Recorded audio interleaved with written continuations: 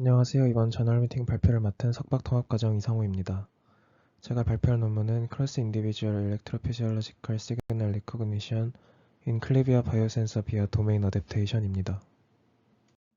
본 논문은 바이오센서 앤 바이오일렉트로닉스에 25년 기재된 논문이며 저널 임팩트 팩터는 6.6이고 컴퓨터 사이언스 아티피셜 인텔리전스 분야에서 Q&A 랭크된 논문입니다. 해당 논문은 지난번 저널 미팅에서 소개드린 연구의 후속 논문으로 클리비아 식물을 토양 수분 센서로 사용하되 모델의 일반화를 위해 도메인 어댑테이션 기법을 적용한 딥러닝 모델을 개발한 연구입니다. 인트로의 첫 번째 단락에서는 지난번 저널 미팅과 동일하게 식물을 바이오 센서로 사용하는 연구들에 대해서 이야기합니다. 이때 채택된 식물은 동일하게 클리비아이며 토양 수분에 민감하여 선택하게 되었다고 합니다. 식물 기반 바이오 센서에서 많이 사용되는 전기 생리학적 모니터링에 대해서도 설명하고 있으며 실시간 반응성, 높은 감도, 수집의 용이성 등의 장점을 가지고 있다고 합니다. 다음 단락에서는 식물의 전기생리학적 신호를 활용한 주변 환경 인식 연구들에 대해서 이야기하며 전기생리학적 신호에서 시간 영역 특징이나 주파수 영역 특징을 뽑아내서 분석하는 방식들의 장단점을 이야기합니다. 시간 영역 특징만으로는 비선형적인 신호의 동력학 및 어떤 복잡한 특성을 처리할 때 표현력이 떨어지며 주파수 영역의 특징만으로는 신호의 순간적인 변화와 갑작스러운 이벤트를 포착하는 데 어려움이 있다고 합니다.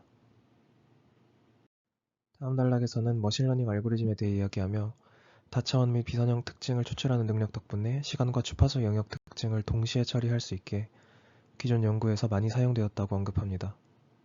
다만 식물의 개체가 변경되거나 데이터 수집 조건이 달라지면 성능이 크게 저하되고 특히 핸드크래프티드된 피처에 의존한다는 한계점이 있다고 합니다.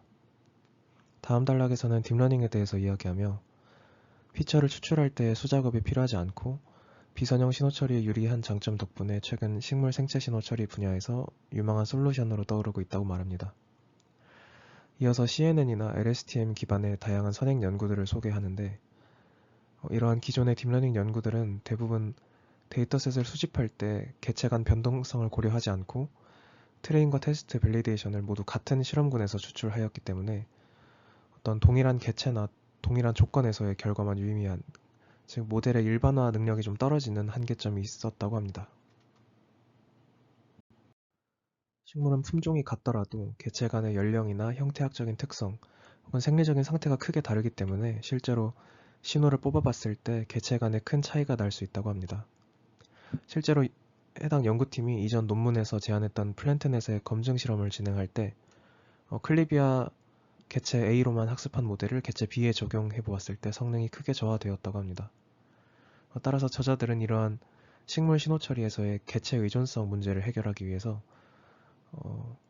식물 전기생리 신호 처리 분야에서는 최초로 도메인 어댑테이션 기법을 적용한 DA 플랜트넷이라는 모델 구조를 제안하였습니다. 다음은 메소드입니다. 식물 종은 클리비아 미니아타라는 종을 사용하였으며 실험 조건은 대부분 지난번 저널 미팅에서 소개드린 논문과 유사합니다. 우측에 보이시는 것처럼 식물의 임피던스 데이터가 아니라 인체에서 ECG를 획득하는 것처럼 증폭기를 활용해서 전압값을 측정하게 되며 이때 패치 형태의 AGCL 전극을 잎에 부착해서 측정하였습니다. 클리비아 개체는 총 6개가 실험에 활용되었으며 모델의 목표는 토양의 수분 함유량을 10, 20, 30%의 3가지 클래스로 클래시피케이션 하는 것입니다. 왼쪽 아래에는 20개의 위치가 보이는데 이 20가지 위치는 토양의 수분 양을 측정한 위치입니다. 토양 수분을 이 화분 전체의 어느 한 곳에서만 측정을 하면 편차가 클 수 있게 이렇게 다양한 곳에서 측정해서 토양의 수분 편차를 풀마 0.5% 범위로 정확하게 통제하였다고 합니다. 식물 총 6개 그리고 토양 수분 조건 3가지에서 조건별로 총 3시간씩 신호가 측정이 되었고 이게 30초 단위로 세그먼트 되어서 총 6,480개 샘플이 획득되었습니다. 다음은 모델 구조입니다. 6개의 식물 중 하나를 타겟, 나머지를 소스로 아래와 같은 구조를 통과하게 되는데 이때 소스 식물은 트레인 데이터, 타겟 식물은 테스트 데이터로 쓰이는 식물입니다. 이때 타겟 데이터는 정답 레이블이 없이 소스 데이터에게서 추출된 피처의 확률 분포를 타겟과 맞춰주기 위해서만 사용되게 됩니다. 먼저 한 개의 샘플은 30Hz의 샘플링 레이트로 측정된 30초 분량의 데이터이므로 총 900개의 값을 가지고 있고 소스와 타겟의 모든 샘플을 MLP에 넣어서 256개의 사이즈 값으로 압축해서 시계열 차원에서의 피처 익스트레션을 먼저 진행합니다. 이후에 16x 16으로 리쉐이프 돼서 피넷이라는 포인트 와이즈 컨볼루션과 어텐션 모듈로 이루어진 CNN 구조에 들어가게 되고 이후에 이 피넷의 최종 아웃풋을 기반으로 소스와 타겟 데이터 간의 확률 분포 차이가 얼마인지를 정량화하는 MMD 로스가 산출되게 됩니다. 동시에 정답 레이블이 있는 소스 데이터에 대해서는 크로스 엔트로피 로스가 산출이 되고 이 두 가지의 로스를 절반씩 반영해서 최종 로스로 사용합니다. 이렇게 되면 MMD 로스는 모델이 소스액에서 추출한 피처와 타겟액에서 추출한 피처 사이의 확률 분포를 줄이는, 그러니까 두 피처 간의 분포를 유사하게 만드는 방향으로 학습하게 되고, 크로스 엔트로피는 추출된 소스 데이터에서의 피처를 바탕으로 토양 수분 함유량을 맞추도록 학습하게 합니다. 최종 로스 구성에서 람다라는 파라미터로 이 두 로스 간의 비율을 정해준다고 하는데 특별한 값을 사용하진 않았고 그냥 0.5로 두 가지 로스가 동일하게 반영되었습니다. 다음은 앞의 과정 중 3번 피넷의 세부 구조인데 먼저 인풋 데이터를 포인트와이즈 컨볼루션을 통해서 32채널로 늘려주고 스파셜 어텐션 모듈과 채널 어텐션 모듈을 차례대로 통과하게 됩니다. 스파셜 어텐션 모듈은 W 곱하기 H 차원에 대해서 그리고 또 채널 어텐션 모듈은 C 차원에 대해서 맥스 플링과 에버리지 플링을 해준 후에 그 스파셜 어텐션 모듈은 그 컨볼루션, 포인트와이즈 컨볼루션과 컨캣과 포인트와이즈 컨볼루션을 통해서 가중치 행렬을 얻고 또 채널 어텐션 모듈은 FC 레이어 2개를 통과를 해서 최종 가중치 행렬을 얻게 됩니다. 이렇게 얻은 이 가중치 행렬을 이 원본 16 곱하기 16 곱하기 32의 이 원본 데이터에 엘리멘탈 와이즈로 곱해서 어텐션을 적용한 최종 아웃풋 피처를 얻게 됩니다. 다음은 기타 모델들과의 비교 결과입니다. 테스트 데이터가 완전히 다른 개체이기 때문에 전체적으로 정확도가 기존 연구들 대비해서 조금 낮게 나오는 경향이 있는데 다양한 선행 연구 모델들과 비교했을 때 제한된 DA 플랜트넷이 95%가 넘는 가장 높은 정확도와 낮은 표준 편차를 보였습니다.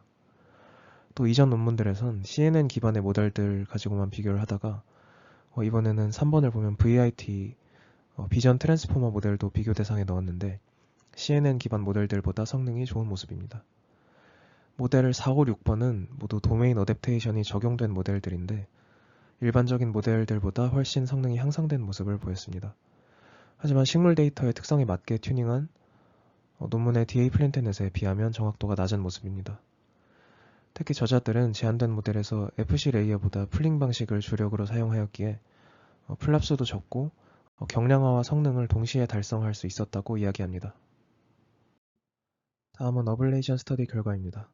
특이하게 어텐션 모듈인 SAM과 CAM에 대해서만 적용을 했는데 클래시파이어 단에서 FC 레이어 대신에 GAP를 쓰는 기초적인 구조들은 지난번 논문에서 어블레이션 스터디를 이미 비교를 했고 또 나머지 구조들은 도메인 어댑테이션 기법을 쓰기 위해서 제거할 수가 없으니까 간단하게 SAM과 CAM에 대해서만 진행하는 것으로 생각이 됩니다. 결과를 보면 특이하게 SAM과 CAM의 순서를 이렇게 바꿨을 때 성능이 좀 하락하는 모습이 보이는데 일반적으로 이미지 처리를 위한 CNN들에서는 인풋 데이터 자체가 이미 몇 번의 컨볼루션을 거치면서 압축돼서 채널별로 피처가 이미 잘 표현된 상태이기에 채널 어텐션을 먼저 진행해서 어떤 엣지가 중요한지, 어떤 패턴이 중요한지 등 채널 가중치를 먼저 적용하는 게 공간 가중치를 먼저 적용하는 것보다 좀 유리한 것으로 알려져 있다고 합니다. 하지만 제한된 모델은 256개의 1차원 시계열 데이터를 16x 16으로 리쉐이프를 한 후 이거를 포인트 와이즈를 통해서 32채널로 그냥 채널만 늘려준 후에 바로 어텐션을 진행하는 것이기 때문에 이 채널별로 유의미한 피처가 담겨 있다고 보기가 어렵습니다. 따라서 저자들은 모델 구조상 스파셜 어텐션을 먼저 적용해서 데이터에서 중요한 부분을 먼저 판별하고 이후에 채널별로 어텐션을 진행하는 것이 유리할 수 있다고 설명하였습니다. 또 우측에 SAM과 CAM의 시각화 데이터를 보면 4번 방법, 그러니까 일반적으로 바꾸지 않은 4번 방법이 가로 세로 패턴이 좀 SAM이 더 복잡한 패턴을 보여서 어텐션이 잘 되었다고 이야기를 합니다. 다만 시계열을 단순히 리쉐이프한 데이터 위에 가로 세로의 패턴이 좀 복잡하게 나타났다고 해서 이게 어텐션이 잘 된 거라고 해석을 해도 되는 걸까 하는 의문이 조금 들어서 이 파트에서 설명을 좀 더 자세하게 해줬으면 하는 아쉬움이 있었습니다. 또 가장 우측 아래의 요 메소드 2번의 CAM을 보면 요건 이제 SAM이 없이 채널 CAM만 적용된 케이스인데 앞서 SAM이 없으니까 CAM은 거의 균일한 값을 보이면서 어텐션을 제대로 잡아내지 못하는, 그러니까 SAM이 채널 특징을 한번 SAM이 그 공간 특징을 한번 잡아줘야 채널 어텐션도 잘 작동을 하는 모습을 보였습니다. 다음은 TSN이 시각화 결과인데 도메인 어댑테이션이 적용된 기존 모델들 중에서 가장 높은 정확도를 보였던 코랄 FC7 모델의 경우 요 파란색과 빨간색이 좀 겹치는 요 라벨 1과 2를 잘 구별하지 못하는 모습인데 DA 플랜트넷은 대체로 모든 클러스터를 뚜렷하게 구분해내는 모습을 보였다고 합니다. 마지막으로 결론입니다. 본 논문에선 클리비아 식물의 전기 생리적 신호를 바탕으로 토양 수분 함유량을 측정하는 DA 플랜트넷을 제안하였으며 공간 및 채널 어텐션 구조와 MMD 크로스 엔트로피의 공동 로스를 활용해서 뛰어난 개체 간 일반화 성능을 달성하였습니다. 기존 CNN 구조 및 최신 도메인 어댑테이션 기법을 적용한 모델들과 비교해서 가장 우수한 성능을 보였으며 실제로 정밀 농업에서 활용이 가능한 식물 개체의 특징이 조금씩 달라도 견고하게 적용할 수 있는 새로운 신호처리 모델을 제안하였습니다. 이상으로 발표를 마치겠습니다. 들어주셔서 감사합니다.